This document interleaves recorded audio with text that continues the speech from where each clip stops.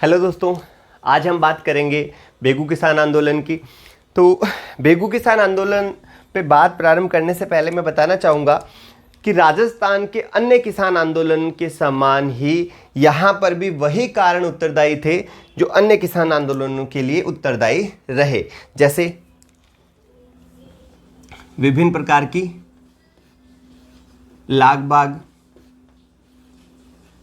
बेगार प्रथा, भू राजस्व की बढ़ी हुई दर आदि।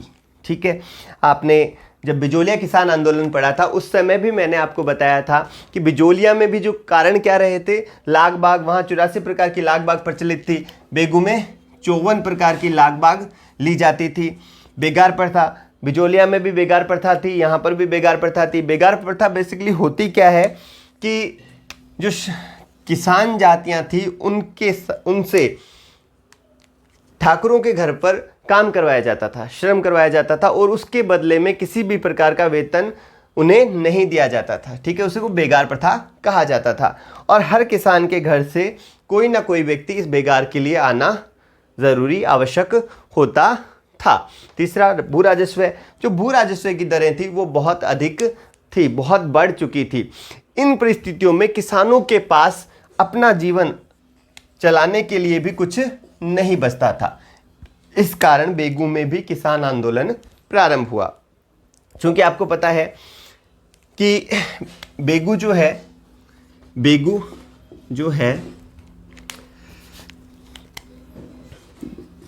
बेगू ठिकाना है वह मेवाड़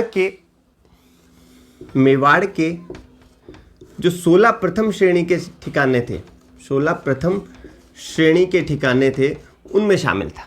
ठीक है, मेवाड़ में प्रथम श्रेणी के कुल 16 ठिकाने थे, उनमें बेगू था, बिजोलिया था। बिजोलिया के समान बेगू को भी प्रथम श्रेणी के 16 ठिकानों में शामिल किया गया था। यह वर्तमान में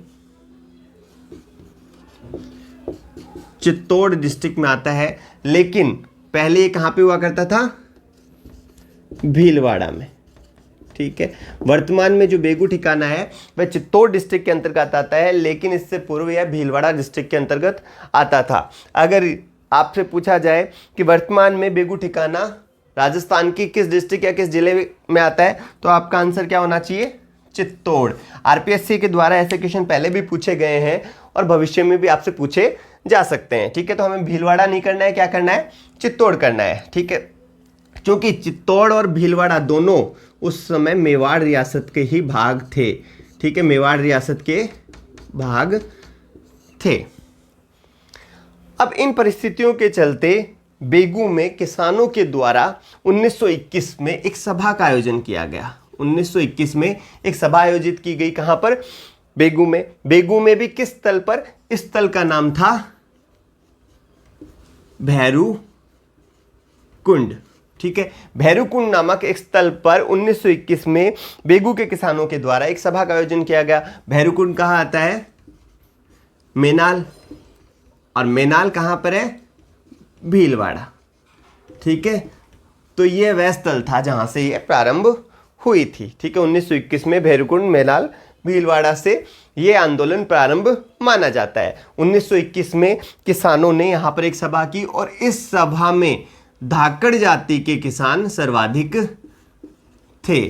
ठीक है, ये क्वेश्चन भी आरपीएससी में कई बार पूछा जा चुका है कि बेगू किसान आंदोलन में सर्वाधिक किस जाति के किसान थे? तो धाकड़ जाति के किसान थे। अब चाहे बिजोलिया किसान आंदोलन की बात कर ली जाए या फिर बेगू किसान आंदोलन की बात की जाए, बेगू में भी धाकड़ जाति के किसान थे और बिजोलिया में भी किस जाति के किसान थे? धाकड़ जाति के। ये दोनों ठिकाने लगभग एक दूसरे के बहुत कम दूरी पर स्थित है। ठीक है, बिजोलिया के पास ही बेगू ठिकाना स्थित है। क्योंकि बिजोलिया में आपको पता है कि बिजोलिया में जो आंदोलन हो रहा था वो कब से कब तक हुआ था? 1897 से लेकर 1941 तक, 44 वर्ष तक सर्वाधिक समय तक चलने वाला बिजोलिया किसान आंदोलन था। अब 1897 में जब बिजोलिया किसान आंदोलन शुरू हुआ तो उसका प्रभाव उसके आसपास के जो भी क्षेत्र थे उनमें भी फैला और विजय सिंह पथिक ने 1916 में जब नेतृत्व प्रदान किया उसके उपरांत तो बिजोलिया किसान आंदोलन को एक भारतीय स्तर पर मान्यता मिल गई, उसका भारतीय स्तर पर प्रचार प्रसार हो गया। ठीक है, उसी के परिणाम स्वरूप 1921 में भैरूकुंड मेनाल से और बेगू के किसानों ने भी क्या निर्णय लिया कि वे भी ठाकुर के अत्याचारों के विरुद्ध क्या करेंगे, आंदोलन करेंगे। इस समय ठाकुर यहाँ पे कौन था, अनूप सिंह। ठीक है, इन्होंने निर्णय लिया और उसके उपरांत नेतृत्व किसको सौंपा जाए, भाई नेतृत्व भी ऐसे व्यक्ति को सौंपा जाए जो इसके लिए योग्य हो। तो नेतृत्व के लिए विजय सिंह पथिक से मिल ली गई। किससे मिले, विजय सिंह पथिक से। ठीक है, अब विजय सिंह पथिक से मिलने के लिए जब किसान अजमेर पहुंचे, कहां पर ये वार्तालाप कहां हुआ, अजमेर में हुआ है। अजमेर में क्यों हुआ, क्योंकि विजय सिंह पथिक पर मेवाड़ प्रवेश पर प्रतिबंध था। वो मेवाड़ में प्रवेश नहीं कर सकते थे। क्यों नहीं कर सकते थे, बिजोलिया में उनके द्वारा जो किसानों का नेतृत्व किया गया और बिजोलिया किसान आंदोलन को जो एक राष्ट्रीय स्तर पर एक पहचान दिलाई गई, उसके चलते विजय सिंह पथिक पर मेवाड़ सरकार ने प्रतिबंध लगा दिया था मेवाड़ में प्रवेश करने के लिए। चूंकि अजमेर मेवाड़ का भूभाग नहीं था, इस कारण विजय सिंह पथिक इस समय अजमेर में थे। अजमेर में विजय सिंह पथिक से इन किसानों की जब वार्तालाप हुई तो विजय सिंह पथिक ने नेतृत्व स्वीकार कर लिया, लेकिन वे स्वयं नहीं जा सकते थे।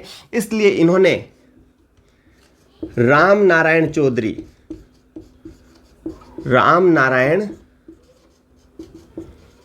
चौधरी को नेतृत्व करने के लिए बेगू भेज दिया। ठीक है, रामनारायण चौधरी मूलतः सीकर डिस्ट्रिक्ट के थे। कहाँ के थे, सीकर डिस्ट्रिक्ट। ठीक है, इनके बारे में पूछा जा सकता है कि भी रामनारायण चौधरी कहाँ से थे, तो सीकर डिस्ट्रिक्ट से थे। और विजय सिंह पथिक ने रामनारायण चौधरी को क्यों भेजा, क्योंकि रामनारायण चौधरी उस समय राजस्थान सेवा संघ, ठीक है, राजस्थान सेवा संघ एक संस्था है जिसके बारे में आपने पढ़ा है। तो राजस्थान सेवा संघ में मंत्री के पद पे थे और विजय सिंह पथिक भी इस संस्था से जुड़े हुए थे। इनके मूल संस्थापक सदस्यों में विजय सिंह पथिक शामिल थे। इस कारण विजय सिंह पथिक ने रामनारायण चौधरी को बेगू में किसानों का नेतृत्व करने के लिए भेजा। रामनारायण चौधरी बेगू पहुंचते हैं और बेगू पहुंचकर मेवाड़ के दीवान जो इस समय कौन है, दामोदर लाल। ठीक है, मेवाड़ के दीवान इस समय कौन थे, दामोदर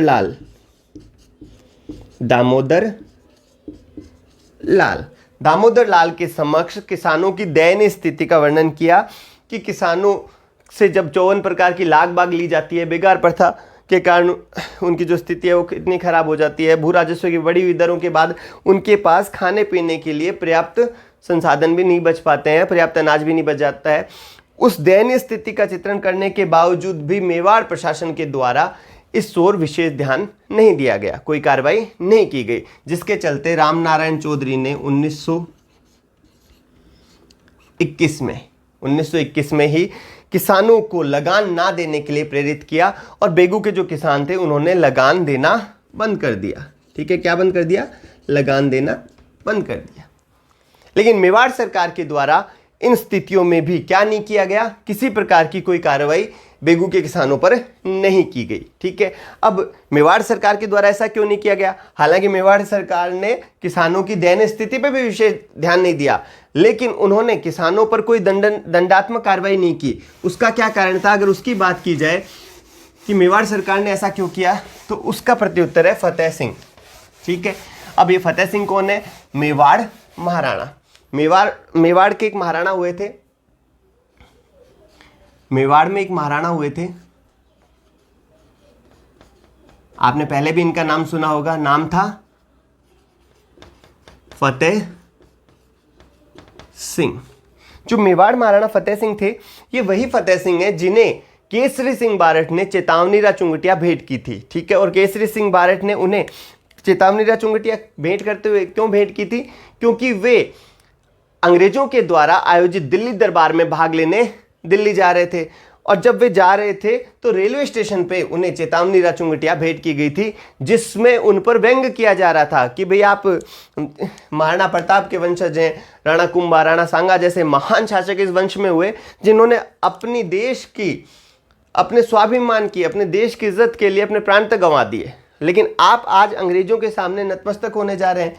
उस कारण फतेह सिंह रेलवे स्टेशन से ही वापस लौट आए थे, दिल्ली के रेलवे स्टेशन से वापस लौट आए थे और दिल्ली दरबार में भाग नहीं लिया था। तो फतेह सिंह के मन में अभी भी मेवाड़ की आम जनता के प्रति स्नेह था, इस कारण उन्होंने किसी भी प्रकार की दंडात्मक कार्रवाई बेगू के किसानों पर नहीं की। परिणाम स्वरूप ब्रिटिश सरकार के द्वारा भूपाल सिंह को क्या नियुक्त कर दिया गया? मेवाड़ का महाराणा नियुक्त कर दिया गया। फतेह सिंह को मेवाड़ महाराणा के पद से अपदस्थ कर उसकी जगह किसे नियुक्त कर दिया गया? भूपाल सिंह को। तो आरपीएससी में ये भी आपसे क्वेश्चन पूछा जा सकता है कि भी किस मेवाड़ महाराणा को ब्रिटिश सरकार के द्वारा या अंग्रेजों के द्वारा अपदस्थ किया गया? तो फतेह सिंह को किया गया, और उनके स्थान पर किसे नियुक्त किया गया? तो महाराणा भूपाल सिंह को। ठीक है, अब महाराणा भूपाल सिंह क्योंकि अंग्रेजों की कृपा से और महाराणा बने थे, इसलिए उन्होंने आते ही क्या शुरू किया? किसान आंदोलन का दमन प्रारंभ किया। इनके द्वारा दमन चक्र प्रारंभ किया गया। ठीक है, परिणाम स्वरूप जो बेगू ठिकाने के छोटे छोटे ठाकुर थे उनके द्वारा और किसानों पर अत्याचार करने प्रारंभ कर दिए गए। इसी कड़ी में 1921 में चांदखेड़ी, 1922 में मंडावरी। ठीक है, ये किसान सभाएं आयोजित की गई थी यहाँ पर चांदखेड़ी और मंडावरी में जो किसान सभाएं आयोजित की गई, इन किसान सभाओं पर बेगू के जो छोटे छोटे क्षेत्रों के ठाकुर थे, जो सामंत थे, उनके द्वारा किसानों पर लाठी चलाई गई, अपने लठेतों को भेजकर उनके साथ मारपीट की गई, उनके ऊपर अत्याचार किए गए, उन्हें अपमानित किया गया। लेकिन फिर भी किसान पीछे नहीं हटे, किसान आंदोलन पूर्णतः दमन नहीं हो पाया। मुख्यतः इस में जो ठाकुर शामिल रहे उनमें सेमलिया के ठाकुर का नाम आता है। सेमलिया के जो ठाकुर थे वो इसमें मुख्य भूमिका में थे। परिस्थितियों को ध्यान में रखते हुए जो बेगू के ठाकुर थे, नाम क्या था? बेगू के जो ठाकुर थे उनका नाम क्या था? अनूप सिंह। ठीक है, बेगू के ठाकुर अनूप सिंह।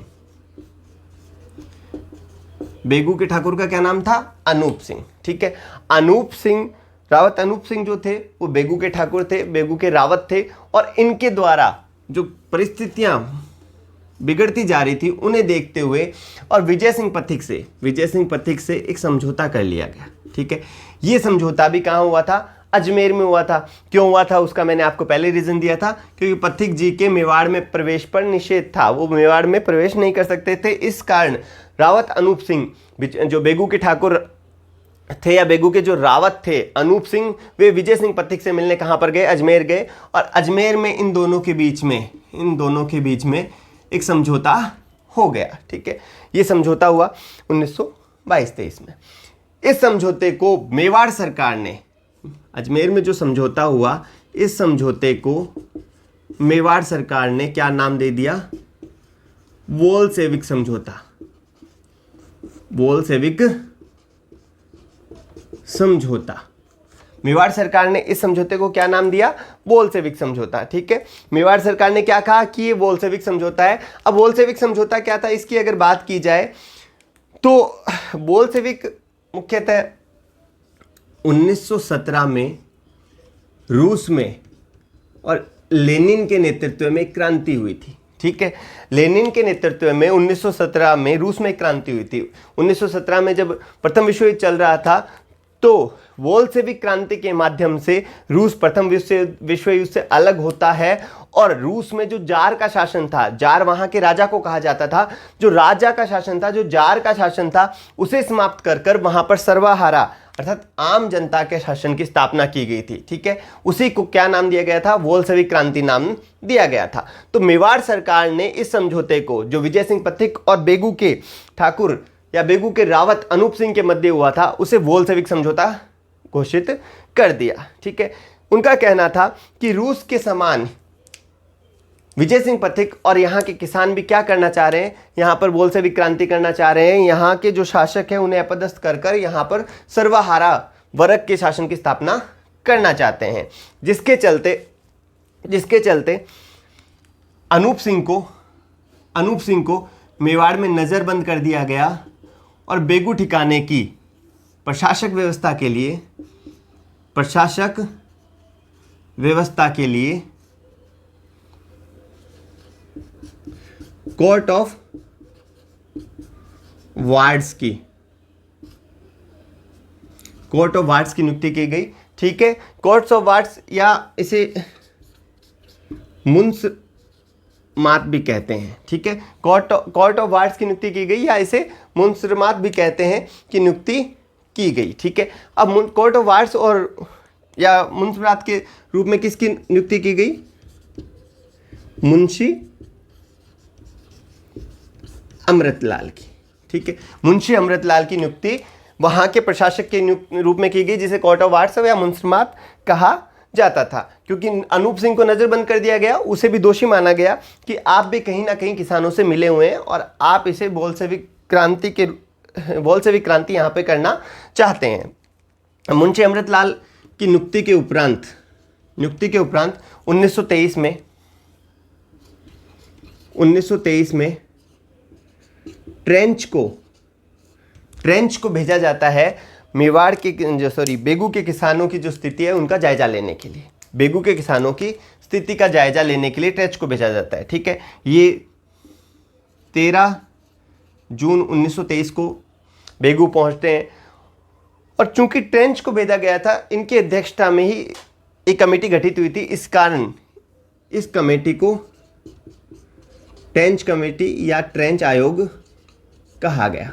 ठीक है, ट्रेंच आयोग जब बेगू पहुंचता है तो वहां पर बेगू में इस समय ट्रेंच आयोग जब बेगू पहुंचता है तो बेगू में इस समय जो आंदोलन का मुख्य केंद्र था वह रायता गांव था। ठीक है, क्या था? रायता गांव। रायता गांव से बेगू के किसान इस समय आंदोलन का संचालन कर रहे थे, लेकिन ट्रेंच जो स्वयं रायता गांव में नहीं जाना चाह रहे थे, जबकि किसानों का यह हर्ष था कि अगर ट्रेंच बातचीत करना चाहते हैं तो वे रायता गांव आकर ही बात करें। अंततः ट्रेंच रायता गांव जाने से इनकार कर देते हैं और किसी प्रकार की कोई वार्ता होने के बिना ही एक तरफा रिपोर्ट जारी करते हैं, जिसके तहत 3-4 करों को हटा दिया जाता है। 54 प्रकार की लाग बाग थी ना, उसमें से 3-4 करों को हटा दिया जाता है और कहा जाता है कि ऐसी कोई दयनीय स्थिति यहाँ किसानों की नहीं है। परिणाम स्वरूप रायता गांव में निर्णय लिया जाता है कि एक बड़ी किसान सभा का आयोजन किया जाए। तो गोविंदपुरा नामक गांव में किसान सभा का आयोजन होता है। कब होता है? 13 जुलाई 1923 को। ठीक है, 13 जुलाई 1923 को गोविंदपुरा गांव में एक किसान सभा का आयोजन होता है ट्रेंच के द्वारा, और जो इस समय प्रशासक थे मुंशी अमृतलाल के द्वारा इस समय किसानों को चेतावनी दी गई कि वे इस सभा को समाप्त करें और यहाँ से हट जाएं। लेकिन गोविंदपुरा गांव में जो किसान एकत्रित होते हैं वो यहाँ से हटने से मना कर देते हैं। धाकड़ जाति के किसान, मैंने आपको पहले बताया था किस जाति से संबंधित थे? धाकड़ जाति से संबंधित थे। तो धाकड़ जाति के किसान जब मना कर देते हैं तो ट्रेंच के द्वारा इन किसानों पर गोलियां चलवाई जाती हैं और इस कांड में रूपा जी व कृपा जी नामक 2 किसान शहीद हो जाते हैं। तो ये क्वेश्चन पहले आरपीएससी में कई बार पूछा जा चुका है कि रूपा जी व कृपा जी की गोलीकांड में मृत्यु किस किसान आंदोलन के दौरान हुई? तो बेगू किसान आंदोलन के दौरान रूपा जी और कृपा जी शहीद हुए थे। ठीक है, किस गोविंदपुरा गांव या गोविंदपुरा किसान सभा का संबंध किस आंदोलन से है? तो वह बेगू किसान आंदोलन से है। कब हुई थी? 13 जुलाई 1923 को हुई थी।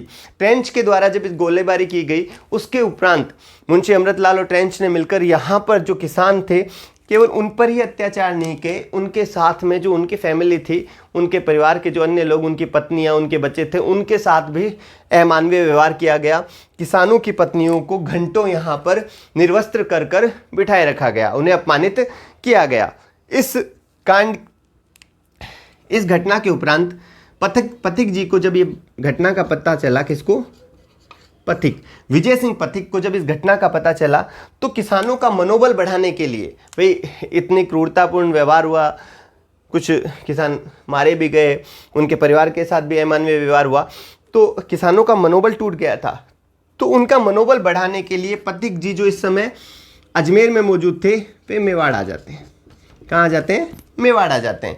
क्योंकि उनके मेवाड़ में प्रवेश पर निषेध था इस कारण मेवाड़ में आते ही उन्हें गिरफ्तार कर लिया जाता है और 5 वर्ष का कारावास की सजा सुनाई जाती है। लेकिन किसान आंदोलन में पुनः जान फूंक जाती है। परिणाम स्वरूप मेवाड़ सरकार को किसान आंदोलन की तरफ ध्यान देना पड़ता है और इसे समाप्त करने के लिए, चूंकि इस समय बिजोलिया में भी किसान आंदोलन चल रहा था और बेगू में भी चलने अपने चरम पे था, तो दोनों तरफ स्थितियां नियंत्रित नहीं हो पा रही थी। इस कारण बेगू किसान आंदोलन को समाप्त करने के लिए मेवाड़ प्रशासकों ने 54 में से 34 प्रकार की लाग बाग, कितनी 34 प्रकार की लाग बाग समाप्त कर दी गई और बेगार प्रथा को निषेध कर दिया गया। ठीक है भाई, लाग बाग 54 थी, उनमें से कितनी 34 लाग बाग खत्म कर दी गई, केवल 20 प्रकार की लाग बाग ही जारी रखी गई।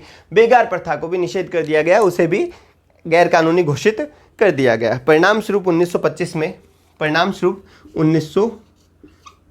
में बेगू किसान आंदोलन समाप्त हो गया। ठीक है, तो 1921 में जो बेगू किसान आंदोलन प्रारंभ हुआ था वह 1925 में समाप्त हो गया। ये था बेगू किसान आंदोलन। और बेगू किसान आंदोलन से संबंधित लगभग सभी फैक्ट्स, सभी तथ्य मैंने इसमें देने का प्रयास किया है। इसके उपरांत किसी बुक में आपको ज़्यादा देखने की ज़रूरत नहीं है। फिर भी मेरा सुझाव है, आप कोई भी अच्छी साहित्य अकादमी की बुक हैं उनको पढ़ें, शायद उनमें कुछ अलग भी आपको मिल जाए। मैंने जो भी मेरे पास डाटा थे वो आपको उपलब्ध करवाए हैं और इनसे बाहर मेरा मानना है कि किसी भी एग्ज़ाम में, राजस्थान के किसी भी एग्ज़ाम में इनसे बाहर कुछ भी नहीं पूछा जाता है। ठीक है, एक चीज़ और छूट रही है इसमें, वो ये कि बेगू किसान आंदोलन का भी प्रचार प्रसार बिजोलिया किसान आंदोलन के समान ही प्रताप, राजस्थान केसरी, तरुण राजस्थान आदि पत्रिकाओं के माध्यम से किया गया था। अब अगले वीडियो में हम किसी अन्य किसान आंदोलन के साथ एक बार फिर मिलेंगे। धन्यवाद।